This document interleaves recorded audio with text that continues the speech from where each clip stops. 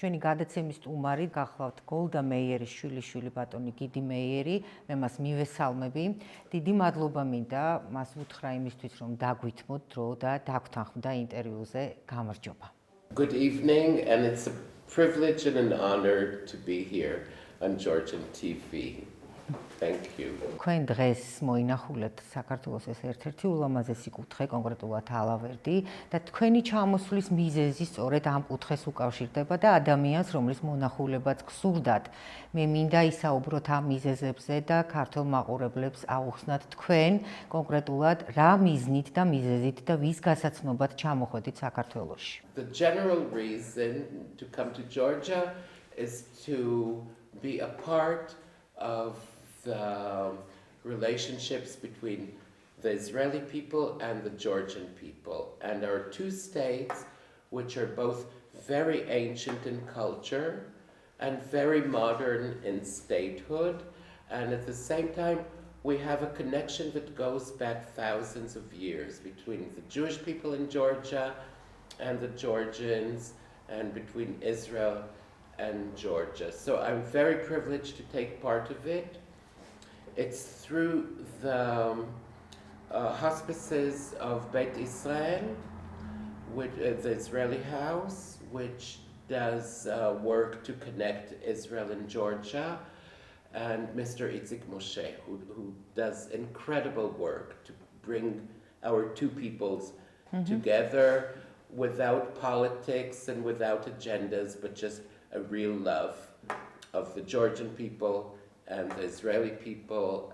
And so about a year ago, the Reverend Bishop David Abba, I was sent a clip of his speech, quoting my grandmother Golda Meir about how to build a good state and how to have the right values of statehood. And I was very moved by Abba's use of Golda's words, and I immediately responded. And it took maybe 30 minutes, conveyed through the Reverend Abba himself, that he's waiting to meet me at the monastery in Georgia.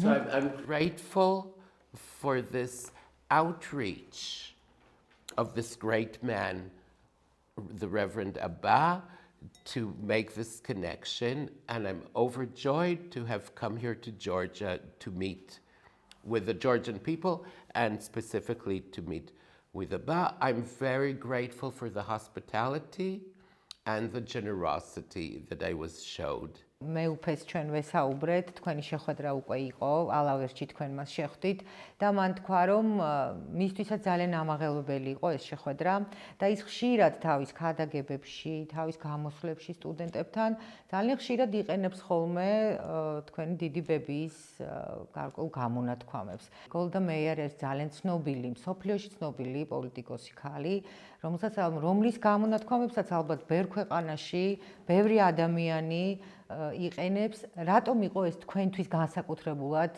მნიშვნელოვანი, ან ემოციური, რაზეც ახლა თქვენ ბრძანებდით, რომ საქართველოში მეუფე აბას სიტყვებმა რაღაცნაირად თქვენ სულს შეეხო და გადაწყვიტეთ ჩამოსულიყავით საქართველოში. It's an excellent question. In different places, when I go and hear what people say about Golda and when I'm asked to talk about Golda, in different places there is a different attitude.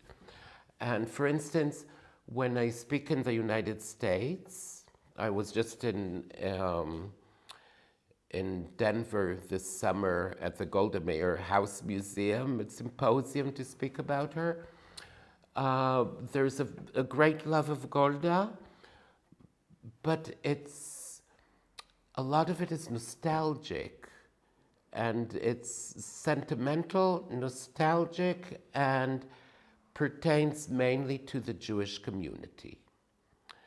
And I was moved by Abba's words and use of Golda's words because it's relevant to today's emerging, re-emerging of freedom in Georgia and how to build a just state with the right values.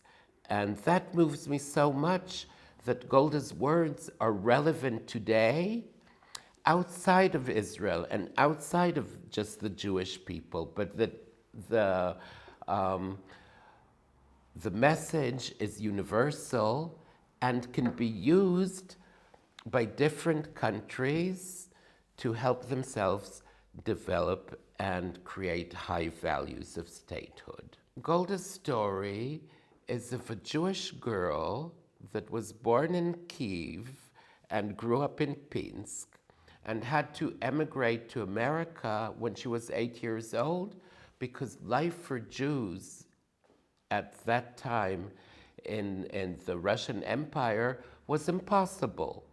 The possibilities were non-existent. The perils and dangers were every day.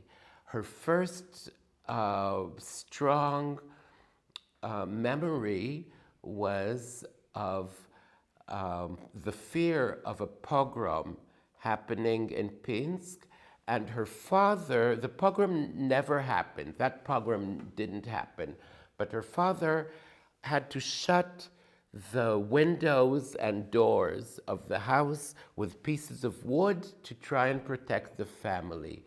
And Golda, who was a very bright child, what stayed with her was the anguish that her father had, that all he could do to protect his family was to board the windows.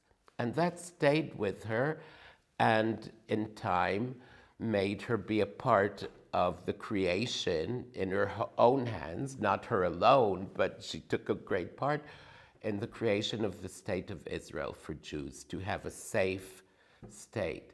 And to think that about 120 years later, in the post-Soviet world, in the countries that were ruled by Russia, and in Russia itself, Golda is not anymore the child that didn't have any rights, any privileges, but she's a woman, a Jewish woman leader that is revered, and they learn from her. And I think that what is happening now in Eastern Europe and also in Ukraine, and where she's a symbol that gives the people of Ukraine now a lot of strength. I feel very proud about this. And that in Georgia, in the beautiful country of Georgia, they take to their heart Golda Meir, I think is really wonderful. It's something that some years ago we couldn't even dream of it. And here when I'm in Georgia and I ask people, when did they hear about Golda?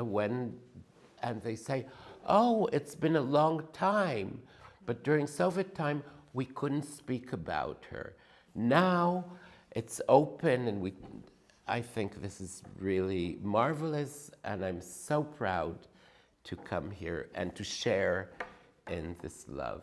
თუმცა გოლდა მეიერი საქართველოში ცნობილია, მას იცნობენ და მისი ცნობილი ფრაზები და გამონათქვამები, რომელიც ეხება სახელმწიფოს მშენებლობას, აღმშენებლობას, ის გზა, რაც ისრაელმა გაიარა, დღესაც ძალიან აქტუალურია. როგორ ფიქრობთ, რატომ ეხმიანება თქვენი ბებიის, այս სახელოვანი ბებიის ეს გამონათქვამები თანამედროვეობას? I think that Golda Meir was very wise and very forward-looking, and at the same time had the gift of speaking straight from her heart and in a very simple way, so she could convey complex ideas in a few words that we can all understand, and they stand the test of time. With time, I have my memories of Golda, but I was 16 when she passed away, when she died. But with the passage of years, I read more and I research archival material, and I can connect what I understood as a very young person from memory with what I understand now as an adult, and in looking at historical material. Golda was incredible, where when she talked about political things, like in the 50s and the 60s, we read it now and it's as if she was a prophetess. She knew what would be. And because she formulated her ideas in such a simple and concise way, I'm not a politician. I haven't studied political science, but I can understand it, and I think everyone can understand. And it goes, understanding what she says goes beyond different levels of education, but it goes beyond geography. So the people in America can understand her, the people in Georgia can understand her. I know that in Iraq, her books are being read and very popular everywhere. And I think it's a great gift that she gave humanity of simplifying her visions. What she talked about was a just and equal society where there's no prejudice, not anti-Semitism, not Islamophobia, not homophobia, not gender. What's the word? Discrimination. Yes. It was that everybody's equal. Men and women are equal. People of different ethnicities are equal, and a society that works for the betterment of everybody's lives. And I think that's a very simple vision, which we can all personally take to ourselves, and we can ask on different days, today, in 2 years, in 10 years, do we have an equal society? Is there enough is there equality everywhere? Are we doing things for the betterment of everybody? Are we giving equal chances for education and work? And I think she codified it in such a simple way that we can all take it, and we don't have to think, we don't have to be academics to see if we ourselves or the communities we live in live according to Golda's vision or not. It's something that we can very simply say, oh, would Golda like this? Would Golda not like this? Or my friend, he says, when there's a problem, he says, what would Golda do? So I love this question, what would Golda do? And usually it's solving the problem. If you look historically at what she did, was just very straight thinking of how to solve the problem with little things or large things, but just going step by step. And I think that we can say today that it's a model of women in leadership, because women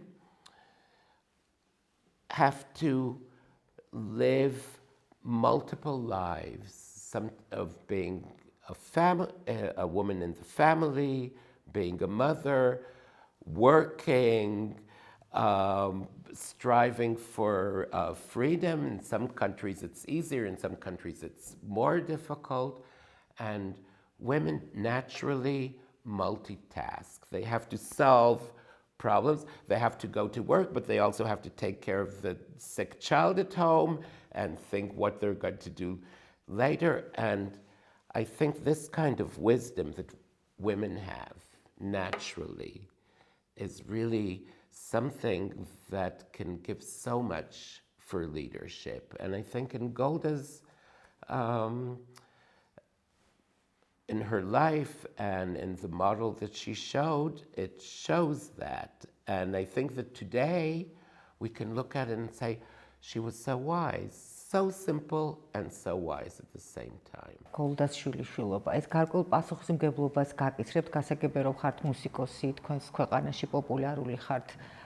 არის კიდევ რაღაც, რაც ამის უკან იმალება? I don't see as if I have a role as Golda's grandson. But when I'm asked or invited to talk about her, I feel a great privilege, but also an obligation to talk about her, to show some of her personal side that maybe others wouldn't know from reading biographies or watching films, and to bring closer, if I can bring her personality closer, like when I come to Georgia, if I can have people think a little bit more about her or know something more about her, then I'm overjoyed, not because I feel personally very proud, but it's not about myself or my family, it's about her vision and what she really gave to the world. And I think that it was a gift that wasn't just relevant to the Jewish people and the state of Israel. I think that now, about 120, a little more than 120 years after her birth, we see that it's becoming more and more a international vision, a universal vision. And I think that's important. It's not a matter of giving her the honor. I think she deserves the honor. But the idea is not honoring her, but having her words honor the people that need her vision. And that's why it's so heartwarming and important for me for this connection with Georgia and how important she is to the leaders here and to the people of Georgia. ეს არის ქაშერი ღვინო, რომელიც დაამზადა ბადაგონმა. თუ გაგისინჯავთ და როგორია ეს თქვენთვის ეს შთაბეჭდილება და გემოები? The Badagoni kosher wine is an excellent wine. I've had the privilege to visit Badagoni today and try different wines, the kosher and also the not kosher wines. Georgian wines are beautiful. The wine culture, since it's such an ancient culture, and the Georgian people and the Georgian countryside gave the world the culture of wine. And it's a privilege to be here, and I think that to have kosher wine that comes from Georgia is really beautiful. And this is a wonderful wine. It's very rich in flavor. When I taste it, and now that I've seen a little bit of Georgia, I've been here to Kacheti for a very magical and beautiful day, I can say this has the taste of Georgia. And the fact that it's kosher makes it possible for Jews all over the world. Some Jews drink only kosher. Some Jews, I drink all wines, not only kosher.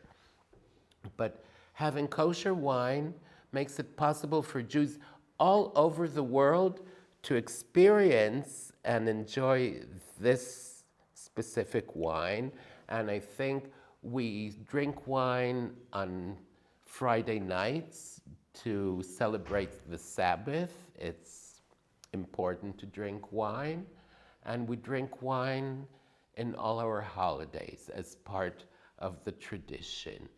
So I think to have Jews all over the world to be able to have this wonderful Georgian wine that has also a part in the recent history of Georgia and Israel, and wine coming from the most ancient region of winemaking in the world, I think is a wonderful gift. And I think this wine will be wonderfully celebrated in all holidays. გარდა ღვინისა, ქართველებს გვაქვს უნიკალური პოლიფონია, მუსიკა. გსმენიათ თუ არა ქართული პოლიფონიის ან ხალხური მუსიკის შესახებ? I know a little about the Georgian music. I've heard a little of the ancient polyphony and what we heard in recording in the monastery today. It's very beautiful, and I would like to experience more. I hope that in my next visits to Georgia, I would like to go to the churches and hear it live. It's something that I really want to experience. I've heard a little of contemporary Georgian music. I've listened to Cancelli, and it's beautiful. And after listening, a friend of mine who's a Georgian who emigrated to a Georgian Jew who emigrated it, and she's a pianist, grew up in Israel, and we talked before coming here. She said, "You have to listen to Cancelli," and I listened to a few hours of Cancelli's piano music, and afterwards I told her, "I understand." I said, "Okay, the style, it's similar to jazz. It could be French jazz, American jazz of the 30s. And so, but when you listen to, I, as a non-Georgian, but I have Georgian friends in Israel, Jews who emigrated from Georgia. I know a little bit of the music of the language, of the beautiful Georgian language. And when I listen to Cancelli after an hour and a half, I say, this is not French. I can hear the language. I can hear the Georgian language inside the music. And it's magic, and it's beautiful. So I'd like to know more about the music. I'd love in the future to perform in Georgia. I would love very much to cooperate with Georgian musicians, maybe to play two pianos together or to work with singers. And we also, in Israel, we have Yosef Bardanashvili, who was a minister here and emigrated to Israel and is a fantastic modern contemporary composer. And I've heard a lot of pieces that he composed, and it's really marvelous. And I've heard Georgian musicians like Khatya Bunyatashvili, Yes. which I go to her concert. You know, I love her playing. I would love to meet her one day and maybe play together. So I know that the Georgian music is both the original music of Georgia and the classical traditions, is at the highest level. And so it's very exciting for me to be here. Unfortunately, this week, it's very short visit, but there are no concerts in Tbilisi, so I don't get to go to concerts, but I would like so much to hear more music here and be a part of it. Sunday at the conference of Israeli House of Bet Israel, I will talk a little about Golda, and I will play two little pieces to honor her and to make the connection for people to think about her with the music that she loved. And I hope it's only going to be a start to come to Georgia and perform more. This is my dream. This is my heart wish. საინტერესო გოლდას მუსიკალურ გემოვნება, როდესაც ახსენეთ, როგორი იყო? მე ვიცი, რომ პირველი ინსტრუმენტი სწორედ ბებიამ გაჩუქათ. Yes, she gave me my first harpsichord. I'm a harpsichordist. I play the organ and I also play the piano.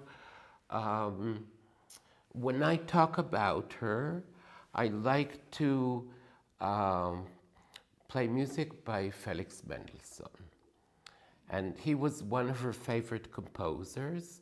He was of Jewish origin, And the connection, it's funny to say, you know, my personal connection with Mendelssohn is that he was the grandson of the greatest Jewish man of his time, of Moses Mendelssohn, the philosopher.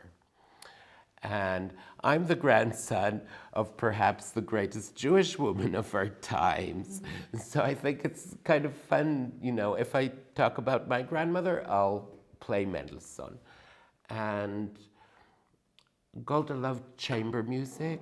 She loved the more intimate music making. And she was very much in support of musical education. My father was also a musician. He was a cellist and director of the Israel Conservatory, and she also donated, when she received the Israel Prize for her life work, she donated the money for scholarships for music education. And she helped a lot with music education. She really believed in it. And music and music education is not just music. It's to connect people through our hearts and our souls. And when we all listen to music, we're all one. There's no division between people when we enjoy music.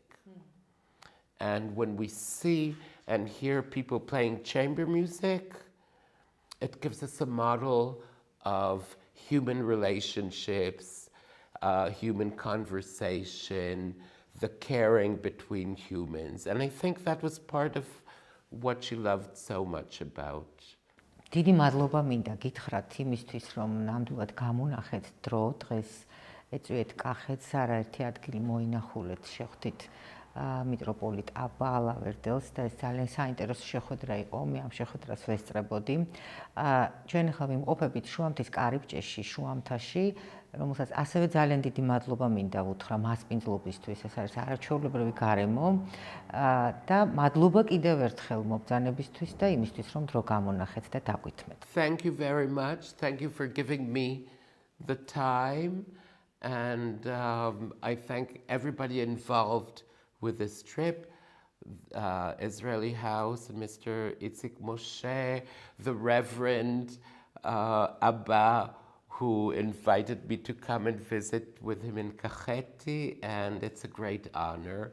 And thank you to the television station for taking time and coming to spend the day with me in Kakheti. And this is wonderful, and I feel that furthering the relations between Georgia and Israel is a wonderful thing, and I'd love to come here again and to continue to contribute to these ties between our wonderful nations. მე ვიმედოვნებ, რომ თბილისში დაბრუნდებით თქვენი კონცერტებით. I would love Thank so you. much.